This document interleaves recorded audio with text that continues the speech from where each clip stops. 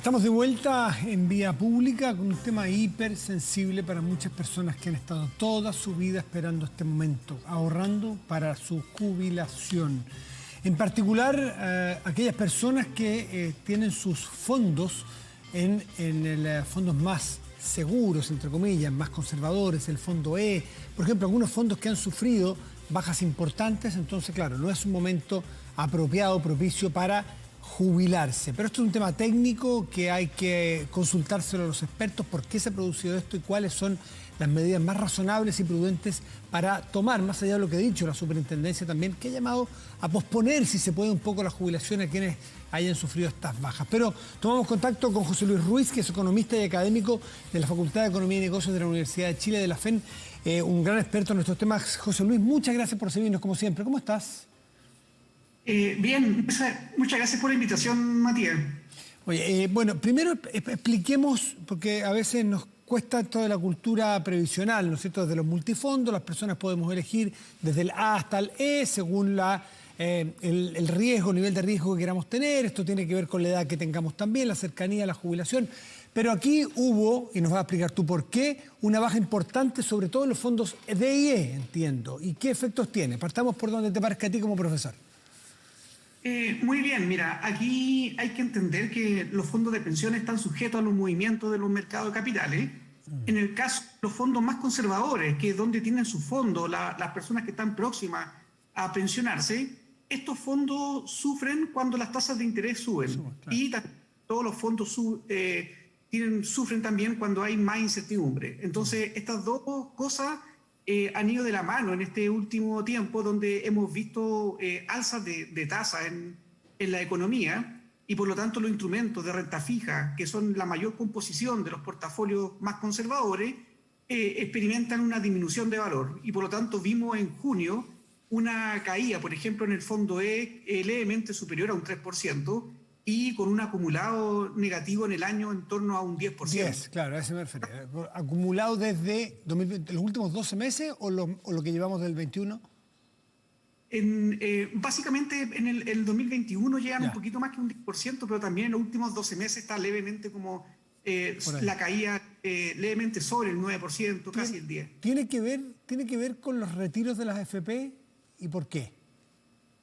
Lo que pasa es que en los dos primeros retiros, por ejemplo, el Banco Central tuvo un rol mucho más activo y por lo tanto logró atenuar el alza esperada que hubiese tenido la tasa de interés por el hecho de tener más capital, o sea, vender instrumentos en un mercado de capitales de esa cuantía presiona los precios a la baja de estos instrumentos, que equivale a un alza en las tasas que generan.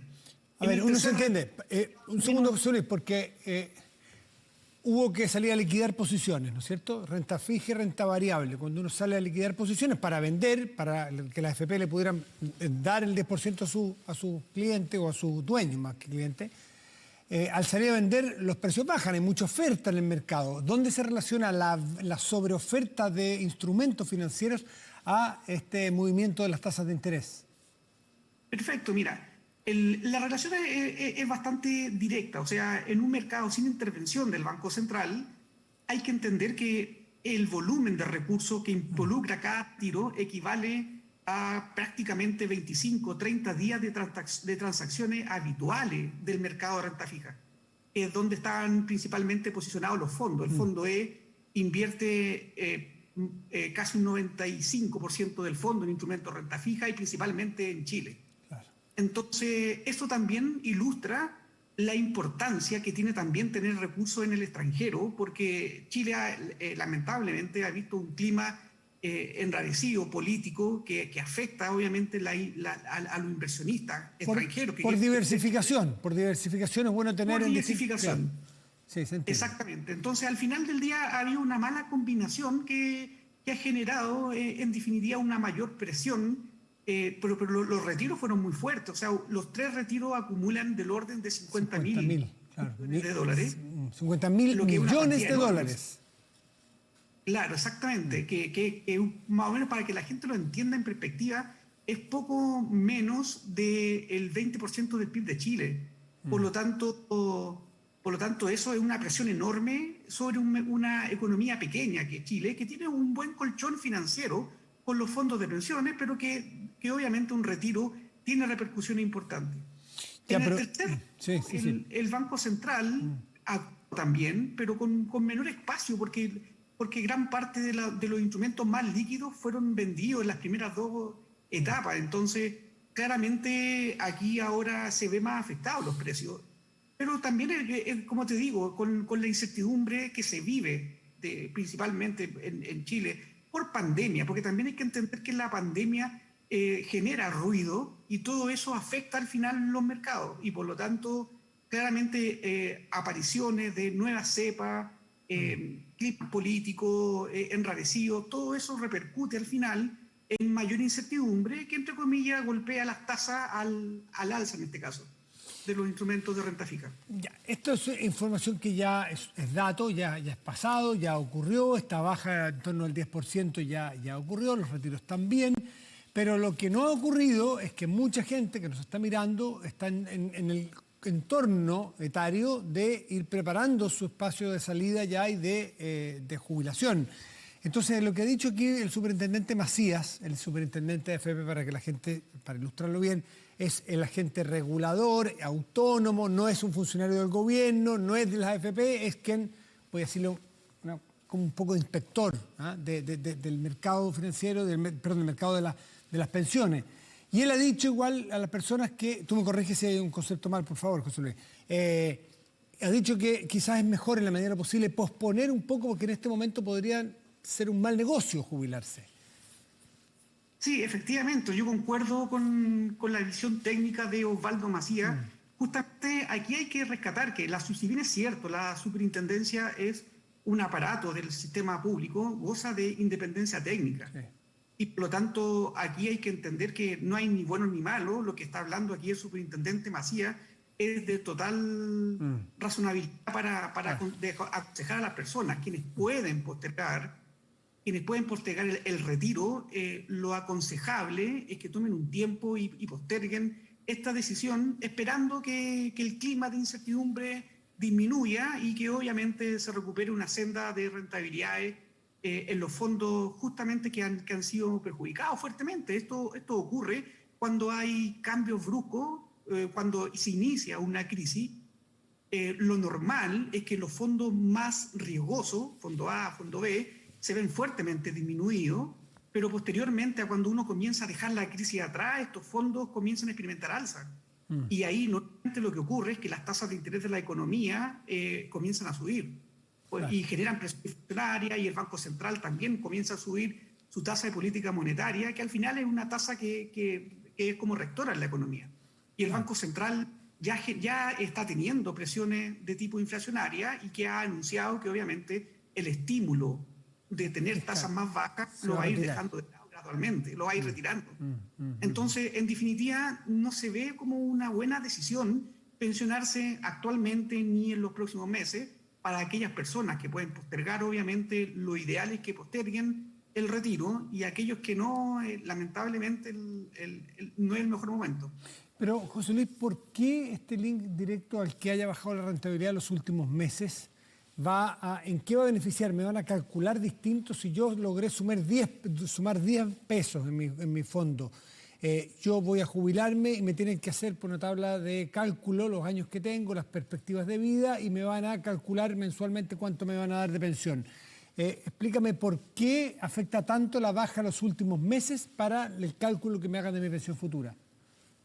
Es que como uno lo ve, de hecho, Matías, este inicio de año, lo acumulado es una caída del 10% de un fondo acumulado en todo el horizonte de vida para las personas que están próximas a jubilarse. Entonces, es una caída muy fuerte. Pero se calcula hacia adelante. ¿Los fondos que me siguen administrando se calculan hacia adelante? ¿Siguen rentando esto? No, sino que es como que lo que tú tienes, o sea, si tú tenías, y de hecho en términos reales, o sea, todavía es más fuerte la caída nominal si uno lo corrige por inflación. Pero si hablamos en términos reales, yo tenía 100 en diciembre, ahora tengo 90.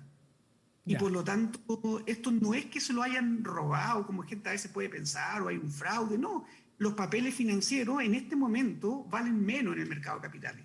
Ya. Por lo tanto, eso queda aconsejable esperar que estos fondos tienen que revertir su curva Ya. de rendimiento y por lo tanto esperar un mejor momento en que ya no valgan 90, vuelvan a valer 100 o básicamente suban. Porque Adicionalmente, lo que uno tiene son cuotas de un fondo y el fondo en lo que está invertido ha perdido su valor. Por lo tanto, la cuota de mi fondo vale menos. exacto, exacto, esa cuota vale menos. Por lo tanto, no es el mejor momento de hacer el retiro, aunque por cierto, el que hace el retiro total es aquel que va a contratar en ese momento una renta vitalicia, que es el momento en que llevaría un saldo más bajo. O sea, eso sí que parece ser, José Luis, eso es lo que parece ser menos recomendable en este momento, contratar una Menos renta todavía. vitalicia. Menos recomendable en este momento. Obviamente, cuando ya esta cosa se quite, por ejemplo, o hayan mejores condiciones que provoquen una disminución de la incertidumbre, eso va a jugar a favor de los fondos. Y por lo tanto, de esta manera uno esperaría que ese sería un mejor timing y además un mejor momento, porque hay que pensar también, aquí el primer impacto es que tengo un fondo más pequeño si es que me quiero retirar en un programa de rentas vitalicias, por ejemplo. Pero hay que entender, Matías, que las rentas vitalicias tienen lo que se llama una TIR y por lo tanto para aquellos que se vayan a pensionar en el futuro al haber mejores tasas, les juega a favor, ¿te das cuenta? Entonces, en este momento el impacto más fuerte es el fondo, pero a futuro las personas se van a ver beneficiadas por tener una mayor tasa que van a conseguir esos mismos fondos y en el equivalente les van a entregar una mejor pensión. Perfecto. Entonces, lo aconsejable es esperar. Ahora, aquellos que hacen un retiro programado, en cierta manera, ellos, el grueso de su fondo sigue estando en el sistema de pensiones, Claro, porque claro. va a estar. Van a Y por tener lo más tanto, espacio de de una manera- recuperación ellos. Exacto. Los que hagan fondo Exacto. programado va a tener más plata todavía en su fondo y más tiempo para eventualmente recuperarse. Los que lo saquen todo ahora Exacto. hacen la pérdida. Exacto. Entonces, es por esto que, entre comillas, si ya no pueden esperar, porque la gente puede tener Sí, recursos, claro. se quiere, Por favor. al menos que haya una transición gradual, no les va a gustar esto a las compañías de seguros, pero en el fondo uno dice lo aconsejable es que se queden en un retiro programado y que posteriormente, cuando las condiciones sean mejores, ellos básicamente hagan un cambio que para muchas personas es conveniente. Tener José, estabilidad de sí. flujo, que es lo que genera la renta vitalicia. Sí. Así como sin temor, es decir, no es el momento para tomar una renta vitalicia, quizás quedarse, si no puede esperar un retiro programado. ¿Qué pasa dentro del multifondo para las personas que no están a punto de jubilarse? Una persona promedio, 40, 30, 40, 50 años, que le falta todavía, porque había un flujo récord de ahorrantes que se ha ido al fondo E ahora, por lo que estaba leyendo.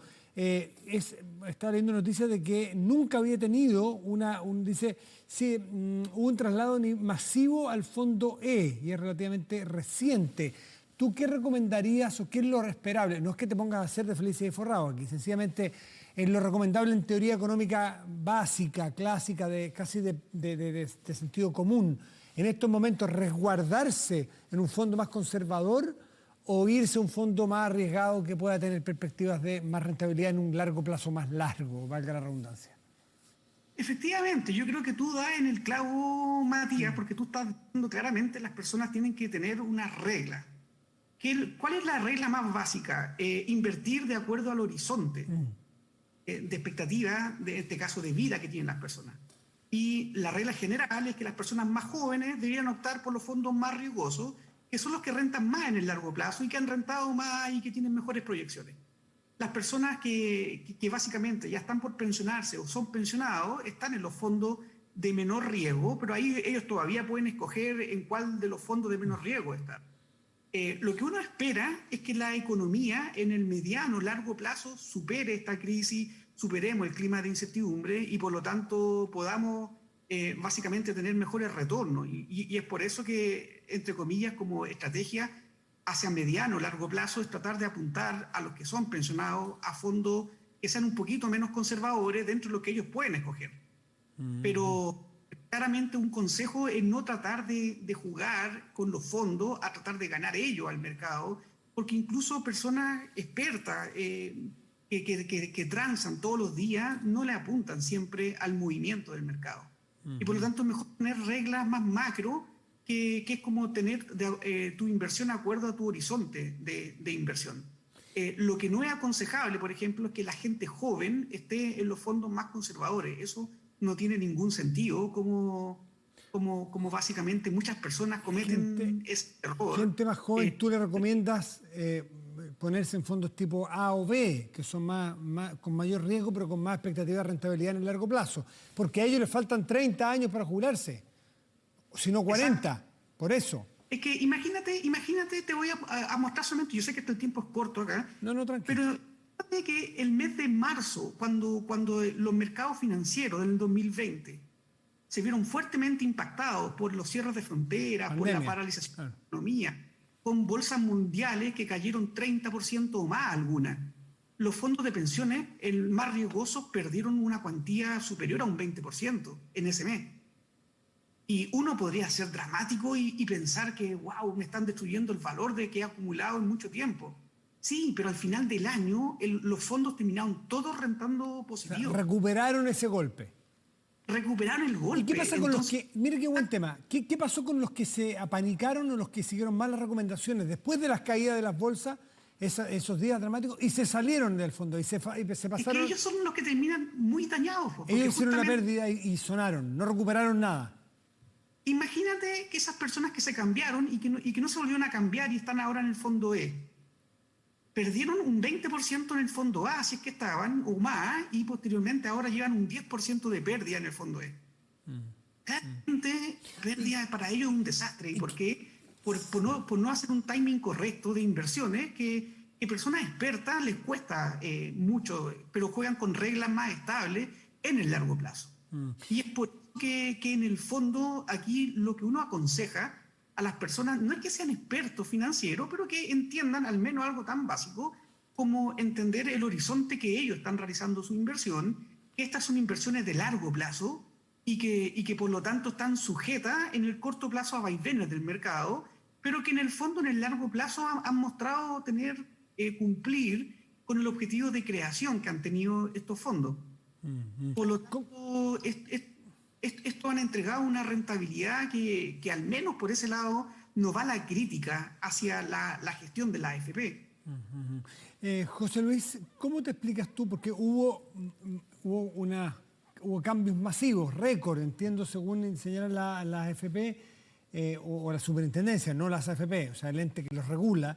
Dice que mayo alcanzó su mayor nivel desde la creación de los multifondos de pensiones en 2002. La cantidad de movimientos que hubo del total de traspasos, el 98% corresponde a cambios en la misma AFP, o sea, cambios de fondos, no cambios de AFP, sino que dentro de la AFP a otros fondos. Y la que generó más incorporación, la que recibió más gente nueva, justamente fue el fondo E, este fondo más conservador que ha perdido tanto. Dice que, este es un informe de CIEDES, que dice que el fondo E con 425.000 incorporaciones netas. ¿Cómo te explicas tú que se esté yendo tanta gente al E? ¿Por qué? ¿Y si es recomendable? Lo que ocurre es que muchas personas, recibían consejos de recomendadoras de cambios de fondo y que era un riesgo y que no creaba valor, porque de hecho, incluso aunque le apuntaran algunas veces, que en promedio no ganaban en forma sistemática. Eso es algo que hay que decirlo. Desmitificarlo. No sistemática, pero sí le traspasaban costos sistemáticos a todos nosotros que incluso no los pudiéramos seguir. Porque en el fondo eso hace que los portafolios de la AFP tuvieran instrumentos más líquidos y que rentan menos.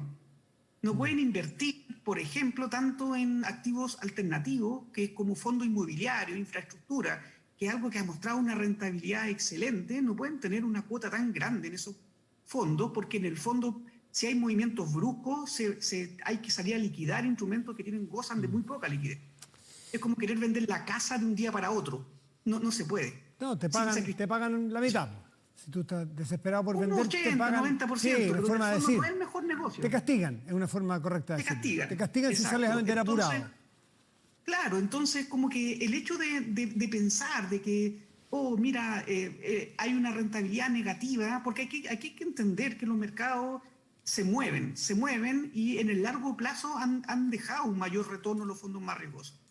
Pero si aquí las personas siguen el hecho de ver que hay incertidumbre, que que básicamente un fondo no rentó lo adecuado y cambiarse al otro, sin tener una mirada de largo plazo. Ahí es donde las personas están cometiendo errores fuertes y por lo tanto caen en la desesperación. José Luis Ruiz, economista académico de la Facultad de Economía y Negocios de la Universidad de Chile, de la FEN, como siempre, atento a nuestro llamado y a explicarnos, y te agradecemos mucho por este espacio. Gracias por compartir en este espacio. Que te vaya muy bien. Hasta la próxima. Chao, chao. Que esté muy bien, chao. Hacemos una pausa y ya volvemos. Espérenos.